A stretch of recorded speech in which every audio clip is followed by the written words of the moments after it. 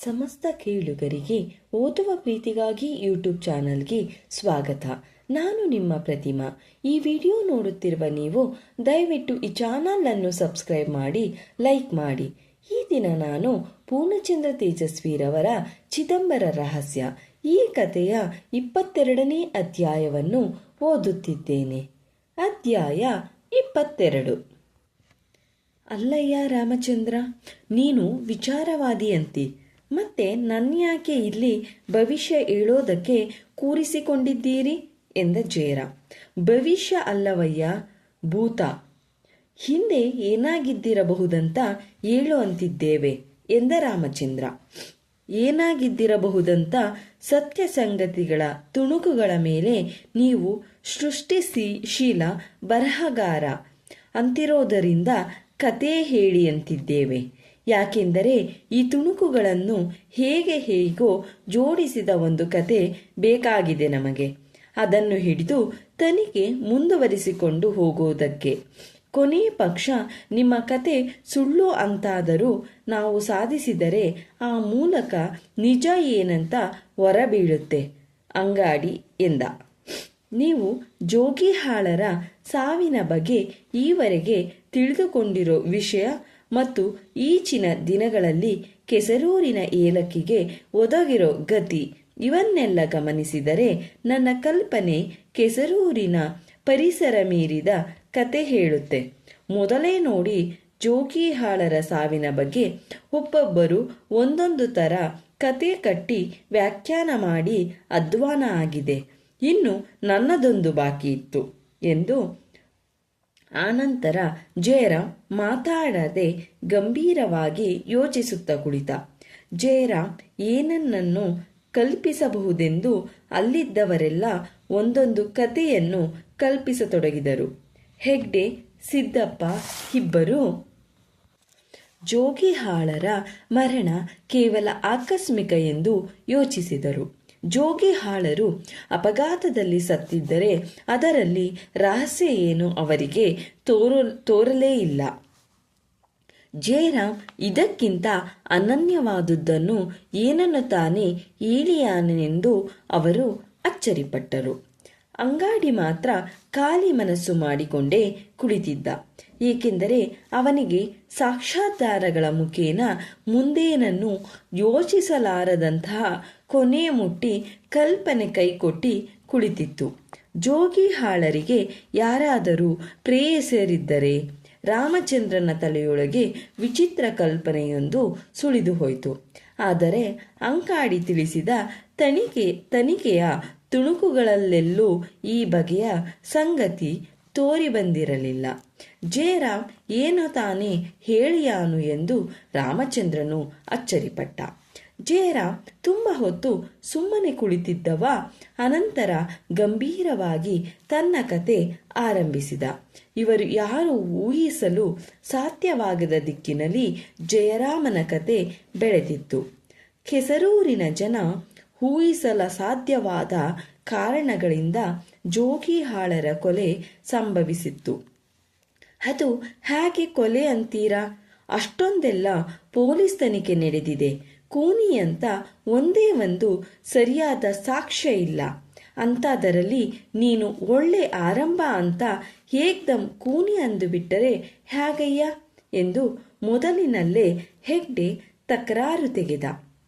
ಅಂಗಾಡಿ ಅದಕ್ಕೆ, mister Hegde, police ತನಿಖೆನ ನಾನು ಅಮೂಲಾಗ್ರ ನೋಡಿದ್ದೀನಿ. ಪ್ರತಿಯೊಬ್ಬರೂ ಅದನ್ನು ಕೂನಿ ಅಂತಾನೆ ಹೇಳಿ ಬೇರೆಯವರ ಮೇಲೆ ತಳ್ಳೋದಕ್ಕೆ ಪ್ರಯತ್ನ ಮಾಡಿದ್ದಾರೆ. ಈ ಥರ ಕೆಸರೂರಿನ ಜನರ ತರಲೆ ಬುದ್ಧಿ ದೆಸೆಯಿಂದಾನೇ ಒಂದೇ ಒಂದು ಸರಿಯಾದ ಸಾಕ್ಷ್ಯಾಧಾರ ಇಲ್ಲ. ಅನಂತರ ಯಾವುದೋ ಹಂತದಲ್ಲಿ ಆ ತನಿಖೆ ಕೈಬಿಡಲಾಗಿದೆ. ಬಹುಶಃ ಒಬ್ಬರ ಮೇಲೊಬ್ಬರು ಫಿರ್ಯಾದು ಮಾಡೋ ಪ್ರಯತ್ನದಲ್ಲಿ ಊರಿಗೆ ಊರೇ ಪ್ರಕ್ಷುಬ್ಧವಾಗತೊಡಗಿತ್ತು ಅಂತ ಕಾಣುತ್ತೆ ಎಂದ. ಅಷ್ಟರೊಳಗೆ ಜಯರಾಮ ಅವರ ವಾಗ್ವಾದ ಅಷ್ಟಕ್ಕೆ ತಡೆದ. ನೋಡಿ ಹೆಗ್ಡೆ, ಅಂಗಾಡಿ, ನಿಮಗೆ ಹೇಳ್ತೇನೆ ನಾನು. ಇಲ್ಲಿ ಕತೆಗಾರನ್ನ ಅದನ್ನ ಯಾಕೆ ಹೀಗೆ ಹೇಳಿದೆ ಅಂತ ನೀವು ಕತೆ ಹೇಳುವಾಗ ಕೇಳಲೇ ಕೂಡದು. ಒಬ್ಬ ಪೊಲೀಸ್ ಪತ್ತೇದಾರ ನಡೆದುದನ್ನು ತನಿಖೆಯಿಂದ ನಿರ್ಮಾಣ ಮಾಡೋ ಕ್ರಮವೇ ಬೇರೆ. ಒಬ್ಬ ಕಲಾವಿದನ ಪ್ರತಿಭೆ ಕತೆ ನಿರ್ಮಿಸುವ ಕ್ರಮವೇ ಬೇರೆ. ನಾನು ಹೇಳಿದ್ದನ್ನ ಅನಂತರ ನೀವು ಸುಳ್ಳೋ ನಿಜವೋ ತನಿಖೆ ನಡೆಸಿ ತಿಳಿದುಕೊಳ್ಳಬೇಕೇ ಹೊರತು ಇದನ್ನು ಹಾಗೆ ಕಲ್ಪಿಸಿದರೆ ಸರಿಯಲ್ಲ, ಹೀಗೆ ಕಲ್ಪಿಸಿದರೆ ಸರಿ ಅಂತ ಟೀಕಿಸೋದಕ್ಕೆ ಶುರು ಮಾಡಿದರೆ ಅಲ್ಲಿಗೆ ನನ್ನ ಸೃಷ್ಟಿಕ್ರಿಯೆ ನಿಂತೇ ಹೋಗುತ್ತೆ ಎಂದು ಹೇಳಿದ. ಇಡೀ ಕೆಸರೂರಿನ ಜನ, ರಸ್ತೆಗಳು ಎಲ್ಲ ಸ್ತಬ್ಧವಾಗಿ ದೀಪಗಳು ಒಂದೊಂದಾಗಿ ಆರುತ್ತಿದ್ದವು. ಜಯರಾಮ್ ಕತೆ ಹೇಳುವ ಮೊದಲೇ, ಈ ನನ್ನ ಕತೆಗೆ ಯಾವ ತನಿಖೆಗಾಗಲಿ ಪತ್ತೇದಾರನಿಗಾಗಲಿ ಸಹಾಯ ಮಾಡುವ ಉದ್ದೇಶ ಇಲ್ಲ. ಇದೊಂದು ಸಾಹಿತ್ಯ ಸೃಷ್ಟಿ. ನಿಮ್ಮೆಲ್ಲರ ಉದ್ದೇಶಗಳನ್ನು ಆಲಕ್ಷಿಸುತ್ತಿದ್ದೇನೆಂದು ತಪ್ಪು ತಿಳಿಯಬೇಡಿ ಎಂದು ಹೇಳಿ ಕತೆ ಆರಂಭಿಸಿದ. ಜಯರಾಮ್ ಹೇಳಿದ ಕತೆ ಸಂಕ್ಷಿಪ್ತವಾಗಿ ಹೀಗಿತ್ತು. ಜೋಗಿಹಾಳ್ ಅಂತಾರಾಷ್ಟ್ರೀಯ ಖ್ಯಾತಿಯ ವಿಜ್ಞಾನಿಯಾಗಿ ಮ್ಯಾಕ್ಸೆಸ್ ಬಹುಮಾನಕ್ಕೆ ಆಯ್ಕೆಯಾಗುವ ಹಂತ ಬಂದ ಕೂಡಲೇ ಇತರ ರಾಷ್ಟ್ರಗಳ ದೃಷ್ಟಿ ಇವರ ಮೇಲೆ ಬಿತ್ತು. ಏಲಕ್ಕಿ ರಫ್ತು ವ್ಯಾಪಾರದಲ್ಲಿ 100% ಏಕಸ್ವಾಮ್ಯ ಉಳಿಸಿಕೊಂಡಿದ್ದ ಭಾರತದ ಮೇಲೆ ಇನ್ನೂ ಹಲವಾರು ರಾಷ್ಟ್ರಗಳು ಕಣ್ಣಿಟ್ಟಿದ್ದವು. ಹಿಂದುಳಿದ ರಾಷ್ಟ್ರಗಳ ಏಳಿಗೆಗಾಗಿ ಶ್ರಮಿಸುತ್ತಿರುವ ಆಯಾ ರಾಷ್ಟ್ರಗಳ ಶ್ರೇಷ್ಠ ವಿಜ್ಞಾನಿಗಳನ್ನೆಲ್ಲ ತೀರಿಸಬೇಕೆಂಬ ಅಂತಾರಾಷ್ಟ್ರೀಯ ಒಳಸಂಚುಕೂಟವೊಂದು ನಿರ್ಮಾಣವಾಯಿತು. ಭಾರತದ ಕೆಲವು ಅಣುವಿಜ್ಞಾನಿಗಳು, ಇಂಧನ ಸಂಶೋಧನೆಯ ತಜ್ಞರು, ಸಸ್ಯ ತಳಿಶಾಸ್ತ್ರಜ್ಞರು ಮುಂತಾದವರೆಲ್ಲ ಇದರ ಗುರಿಯಾಗಿದ್ದರು. ಅದರಲ್ಲಿ ಕೃಷಿ ಶಾಸ್ತ್ರಜ್ಞ ಜೋಗಿಹಾಳ್ ಒಬ್ಬರು. ಅರಬ್ ರಾಷ್ಟ್ರಗಳಿಗೆ ಏಲಕ್ಕಿ ರಫ್ತಿನಲ್ಲಿ ಭಾರತಕ್ಕೆ ಪ್ರಮುಖ ಪ್ರತಿಸ್ಪರ್ಧಿಯಾಗಿದ್ದ ಗ್ವಾಟಮಾಲಾ ವಾಣಿಜ್ಯಕೂಟ ಈ ಒಳಸಂಚಿನಲ್ಲಿ ಸೇರಿಕೊಂಡು ಜೋಗಿಹಾಳರ ಕೊಲೆಗೆ ಕಾರಣವಾಯಿತು. ಗ್ವಾಟಮಾಲಾದಿಂದ ಹಲವು ಸ್ಲೈಡ್ಗಳನ್ನು ಜೋಗಿಹಾಳರಿಗೆ ಅಭಿಪ್ರಾಯಕ್ಕಾಗಿ ಕಳಿಸಿಕೊಡಲಾಯಿತು. ಅದರಲ್ಲಿ ಕೆಸರೂರು ಕಾಯಿಲೆಯ ಜೀವಂತ ವೈರಸ್ಗಳಿದ್ದವು. ಅವನ್ನು ಪ್ರೊಜೆಕ್ಟರಿಗೆ ಹಾಕುತ್ತಿದ್ದಂತೆಯೇ ಅವು ಸಿಡಿಯುವ ವ್ಯವಸ್ಥೆ ಮಾಡಲಾಗಿತ್ತು. ಅದರಿಂದ ಜೋಗಿಹಾಳರು ನಿಧನರಾದರು. ವೈರಸ್ಗಳು ಸ್ಫೋಟದಲ್ಲಿ ಪ್ರಸಾರವಾಗಿ ಭಾರತದ ಏಲಕ್ಕಿಗೆ ರೋಗ ತಗುಲಿಕೊಂಡು ಭಾರತದ ರಫ್ತು ವ್ಯಾಪಾರ ದಿನದಿಂದ ದಿನಕ್ಕೆ ಕುಸಿಯಿತು. ಅರಬರ ಎಣ್ಣೆ ಇತರ ರಾಷ್ಟ್ರಗಳ ದಿಕ್ಕಿನಲ್ಲಿ ಹರಿಯಿತು. ಈ ಕೊಲೆಗಡುಕರ ಒಳಸಂಚು ಅನೇಕ ವಿಜ್ಞಾನಿಗಳ ಸಾವಿಗೆ ಕಾರಣವಾಯಿತು. ಎಲ್ಲ ಹಿಂದುಳಿದ ರಾಷ್ಟ್ರಗಳನ್ನು ಈ ಒಳಸಂಚಿನ ಕೂಟ ಕೊನೆಯ ಪಕ್ಷ ಅಭಿವೃದ್ಧಿ ಪಥದಲ್ಲಿ 20 ವರ್ಷ ಹಿಂದಕ್ಕೆ ಹಾಕಿತು.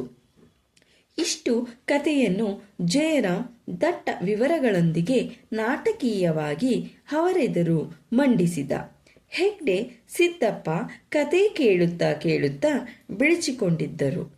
ಜಯರಾಮ್ ವೈರಸ್ ರೋಗಗಳ ಬಗ್ಗೆ, ಅವುಗಳ ಪ್ರಸಾರ ವಿಧಾನಗಳ ಬಗ್ಗೆ ಕಥೆಯೊಳಗೆ ಹೇಳಿದ್ದರಲ್ಲಿ ಬಹುಪಾಲು ವಿವರಗಳು ಸಿದ್ದಪ್ಪ ಹೆಗ್ಡೆ ಅವರೊಂದಿಗಿನ ಸಂಭಾಷಣೆಯಿಂದಲೇ ಜಯರಾಮ್ ಸಂಗ್ರಹಿಸಿದ್ದಾಗಿತ್ತು. ಒಬ್ಬ ಕತೆಗಾರನ ಕೈಯಲ್ಲಿ ಹೇಗೆ ಯಾವುವೋ ಸಂಗತಿಗಳು ಬಂದು ಅರ್ಥಬದ್ಧವಾಗಿ ಒಂದಕ್ಕೊಂದು ಸೇರಿಕೊಳ್ಳುತ್ತಾ ಹೋಗುತ್ತದೆ ಎನ್ನುವುದು ಅವರಿಗೆ ಬಿಳಿಸಿಕೊಳ್ಳುವಷ್ಟು ಗಾಬರಿ ತಂದಿತ್ತು. ಕತೆ ಕೇಳುತ್ತಾ ಅವರೆಲ್ಲ ಯಾವ ರೀತಿ ತಲ್ಲೀನರಾಗಿದ್ದರೆಂದರೆ, ಈಗ ಜೋಗಿಹಾಳರ ಸಾವಿನ ಬಗ್ಗೆ ಜಯರಾಮ್ ವ್ಯಾಖ್ಯಾನ ಬಿಟ್ಟು ಬೇರೊಂದು ಅವರಿಗೆ ಹೊಳೆಯುವುದು ಅಸಾಧ್ಯವಾಗಿತ್ತು. ಜಯರಾಮ್ ಕತೆ ಹೇಳಿ 4 ಪ್ರೇಕ್ಷಕರ ಮುಖ ನೋಡಿದ. ತನ್ನ ಕಲೆಗಾರಿಕೆಯ ಬಗ್ಗೆ ಅವನಿಗೆ ಸಂಪೂರ್ಣ ನಂಬಿಕೆ ಇತ್ತು. ಅದು ಸುಳ್ಳಿರಲಿ ನಿಜವಿರಲಿ, ಅದನ್ನು ಕೇಳಿದಷ್ಟು ಕಾಲ ಅವರಿಗೆ ನಿಜ ಅನ್ನಿಸುವಂತೆ ಮಾಡುತ್ತೇನೆಂದುಕೊಂಡೇ ಕತೆ ಆರಂಭಿಸಿದ. ಅವರು 4 ತನ್ನ ಕತೆಯ ವಾತಾವರಣದಲ್ಲೇ ಇರುವುದರಿಂದ ಕೂಡಲೇ ವಿಮರ್ಶಿಸುವುದು ಅಸಾಧ್ಯ ಎಂದೆನಿಸಿತು. ತಾನು ನಡೆದದ್ದನ್ನು ಕರಾರುವಕ್ಕಾಗಿ ಕಲ್ಪಿಸುತ್ತೇನೆಂಬುದರ ಬಗ್ಗೆ ಜಯರಾಮ್ಗೆ ಚೂರು ನಂಬಿಕೆ ಇರಲಿಲ್ಲ. ಕೇವಲ ಸಾಹಿತ್ಯ ದೃಷ್ಟಿಯಿಂದ ಉತ್ತಮವೆನ್ನಬಹುದಾದ ಕತೆ ಹೇಳಿದ್ದ. ಆದರೆ ಮುಂದೆ ಆತನ ಕತೆ ತೀರಾ ವಿಚಿತ್ರವಾದ ವಿಮರ್ಶೆಗೆ ಗುರಿಯಾಗುವುದಿತ್ತು. ನಿಜ ಜೀವನದಲ್ಲಿ ಇದು ನಡೆಯಿತೇ ಇಲ್ಲವೇ ಎನ್ನುವ ಕಥೆಯ ಯಥಾವ ಸ್ವರೂಪವನ್ನು ಅಂಗಾಡಿ ಪತ್ತೆ ಮಾಡ ಹೊರಟಿದ್ದ. ಸಿದ್ದಪ್ಪ ಹೆಗ್ಡೆ ಇಬ್ಬರು ಅದಕ್ಕೆ ತಕ್ಕ ಪರಿಕರಗಳನ್ನು ಅಂಗಾಡಿಗೆ ಒದಗಿಸಲು ಸಿಕ್ಕಿದ್ದರು. ಎಲ್ಲರೂ ಅಂಗಾಡಿ ಕಡೆ ಅಭಿಪ್ರಾಯಕ್ಕಾಗಿ ತಿರುಗಿದರು. ಅಂಗಾಡಿ, ಜಯರಾಮ್, ನಿಮ್ಮ ಕತೆ ಒಂದು ರೋಮಾಂಚಕ ಅನುಭವ. ಆದರೆ ಇದನ್ನು ನಾವು ಕೇವಲ ಒಬ್ಬ ವಾಚಕನಂತೆ ನೋಡುವಂತಿಲ್ಲ. ನಾನು ಮಾಡುವ ಕೆಲಸ ಎಂದರೆ ಈ ಕಥೆಯ ಮುಖ್ಯಾಂಶಗಳನ್ನೆಲ್ಲ ನೋಟ್ ಮಾಡಿಕೊಂಡು ಓರೆ ಹಚ್ಚುತ್ತಾ ಹೋಗುವುದು. ಅಲ್ಲಿಯವರೆಗೆ ಈ ಕತೆ ಬಗ್ಗೆ ನನ್ನ ವೈಯಕ್ತಿಕ ಅಭಿಪ್ರಾಯ ಇಲ್ಲ ಎಂದ. ಧನ್ಯವಾದಗಳು.